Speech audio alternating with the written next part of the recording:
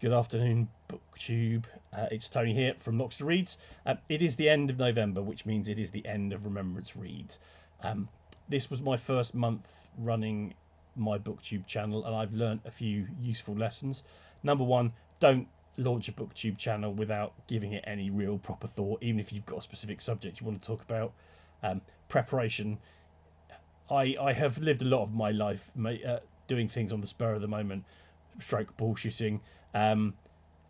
It's fine, and sometimes it works, but occasionally you need to prep. And I think next year I'm going to do this again. Next year I'm obviously going to carry the channel on, but next year's Remembrance Reads I will do the announcement in October, and I will prepare my reading list in October so that anybody else that wants to join me can.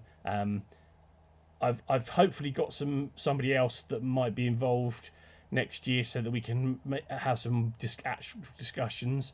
And I'd like to try and interview some people next year, some historians, writers who are interested in the subject.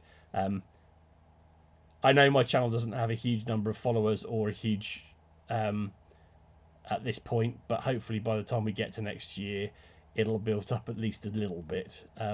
There's still 44 at this point. I think it's 44. Is nice.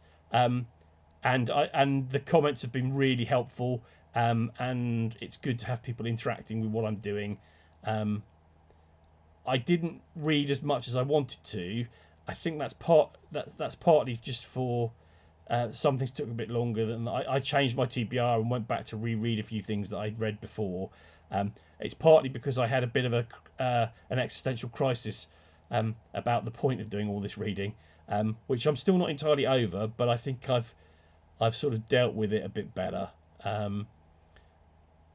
So next year we will do better. I did finish my reread of HD's Bid Me to Live, which I enjoyed more the second time. One of the reasons I started this channel was to help me read more deeply. I've said a number of times that I think I read broadly but shallowly, and I made a bit more of an effort to try not to interact with and question what I was reading, and as a result, I got more out of it. It's the thing is, it's not as much about World War One as I'd remembered, although World War One is central to the book in the sense that the trauma of World War One, the effect it has on Richard Ald, well, sorry, he's called Rafe in the book, is key to how their relationship starts to come undone. But equally, it's about the trauma that HD herself was going through, having lost a baby, and the balance of how she is forced to deal with her trauma within the trauma of a world war, and how her trauma is downgraded, even by herself perhaps, because of the war, and how that affects her both as a person and as a wife, especially as their relationship was supposed to be a relative sort of an open one, but open relationships always seem to be fine in theory, but someone always seems to get hurt in the process. And in this case, initially it was her. But also, I think what's important is it's an important book about a woman trying to find her own identity generally, but her own creative identity in particular. Especially when your relationship is with a male creative person. There is a tendency for the needs of male creatives to subsume the needs of women creatives. And hashtag not all men. And this book deals with that. In for many ways, it's sort of a book that you could put alongside Virginia Woolf's A Room of One's Own. The difficulties of carving out an identity, the space, both mentally and create and literally physically, to be able to work as an artist when you are a woman, and the difficulties of that, and the difficulties of dealing with the male artists in your life. I don't think Rafe comes out of it particularly well, although HD does a reasonable job of not making him a terrible person. There is this split between him and before the war and after the war, and also there is the thing I also noticed was how many they are steeped in classical references, and like a lot of books of this period, it takes no account of what you the reader knows about these things, which can sometimes be difficult. But actually, I kind of like it. If you really want to know about this, if you really want to dig into it, you can look it up. It's not like the classics are difficult to research. I also noticed that her style of writing, although modernist is effective, there is a sort of Homeric epithet for some of the characters. Lines are repeated over and over again. One like the war will never be over is repeated over and over again. But and it's a literary read. It's not popular fiction.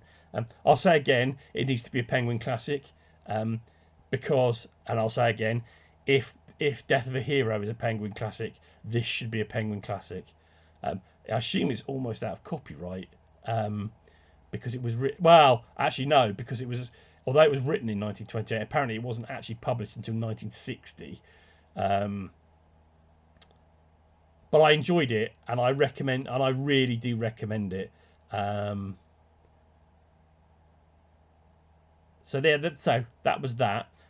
In terms of the channel going forward, I am going to carry on doing these videos.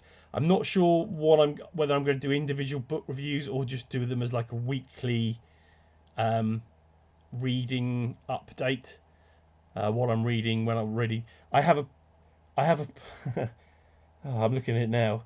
I have a pile of books for December because I've got a load of books from the library that I keep renewing and I haven't finished, and I feel guilty about that. I mean, the fact that I can keep renewing them suggests that nobody else wants to take them out, but they are. But that might be because they can't see them on the shelves. Plus, there's a couple of things to read. I'll go through it very quickly. Actually, no, actually, I'll do that as a separate video. It is a lot. It's almost all non-fiction. Yeah, but it's all interesting stuff. Otherwise, I wouldn't have got it out of the library, or hopefully interesting stuff. I'd like to, with next year's Remembrance Reads, what I'd like to do is obviously get some other people involved, maybe do some live reading sprints, and maybe, if possible, persuade some historians or writers to be interviewed. I know my follower numbers aren't huge at the moment. Maybe in a year's time they will be better. I'm not complaining, by the way. To have 40 odd people following this channel at this point is brilliant, and the interaction has been really good. I've enjoyed your comments. They've been useful. Some of you made good recommendations, which I will take on board for next year's Remembrance Reads. But yeah, I've enjoyed doing these. It has helped me focus my reading. It's helped me think about what I'm reading better, and it's helped me to try and understand what I'm reading better. As I said in the first video, sometimes to understand something, the best thing you can do is try and teach is far too broad a word for what I'm doing here, but to explain it to somebody else. And it is difficult sometimes to find the right words, especially when you're talking about something you like. I think being hostile about things is much is a much easier prospect than being positive about things. I think it's easier to be funny about stuff you hate than it is to be to talk intelligently about things you really like. Um, and there's also a British sense if you don't want to be seen to be being too taking things too seriously, which as a man of my age is hard not to. It's hard not to make things a joke, because that's a general British tendency. Um, but I hope you've enjoyed what I've done so far. It wasn't as much as I was intending. It wasn't as well organised as I was planning. I will admit I'm not a very organised person, so I suspect the channel will go on like this for a while. I do have some TBR plans for 2025. I'll talk about them. When I do my December TBR, I'll talk about them in a little in that. But yeah, so I hope you've found this interesting. If you haven't, please don't tell me. I don't need to know. But if you have, tell me because I need the validation. And that's it. Yeah, I wanted to keep this as short as possible. I mean, it's still not short because I ramble like a rambling thing.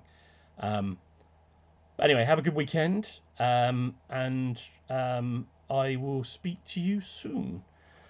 Goodbye, BookTube.